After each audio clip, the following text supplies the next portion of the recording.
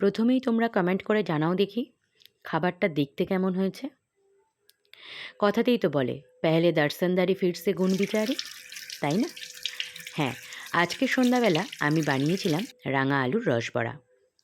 অনেকে আবার এটাকে রাঙা আলুর পান্তুয়াও বলে থাকে। তো যেহেতু আমি প্রথমবার করছি তাই ভিডিওর মাধ্যমে তোমাদের সাথে শেয়ার করে নিলাম। তো প্রথমেই আমি রাঙা আলুটাকে বেশ ভালো করে সেদ্ধ করে নিয়েছি, আর তাতে দিয়ে দিয়েছিলাম 1 মুঠো সুজি, আর তার সাথে দিয়েছিলাম 1 মুঠো আমল দুধ।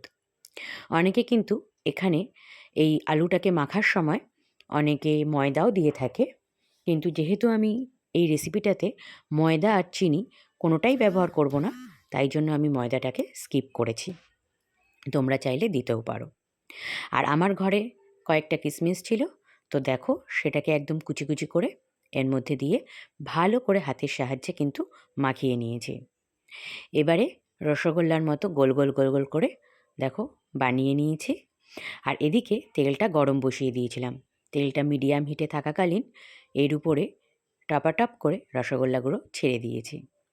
তো আর কি, একদম লাল লাল করে ভেজে তুলে নেব। কারা কারা বানিয়েছো আর কারা কারা এখনও বানাবে ভাবছো, কমেন্ট করে জানিও। তো বাড়িতে কিন্তু একবার ট্রাই করা যেতেই পারে, এমন কিছু বেশি ইনগ্রিডিয়েন্টস লাগে না।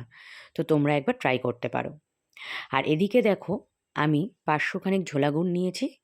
তো এই ঝোলা গুড়টাকে বেশ ভালো করে জাল দিয়ে নেব।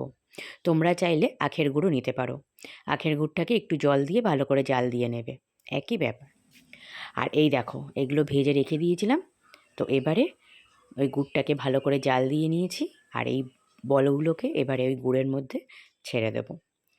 আর এই গুড়ের মধ্যে বলগুলো গিয়ে একদম রসে টইটুম্বুর হয়ে ফুলে উঠবে। তো বলো কারা কারা বাড়িতে বানাচ্ছ, আর কারা কারা অলরেডি বানিয়ে খেয়ে ফেলেছো, অবশ্যই কিন্তু কমেন্টে লিখে দাও।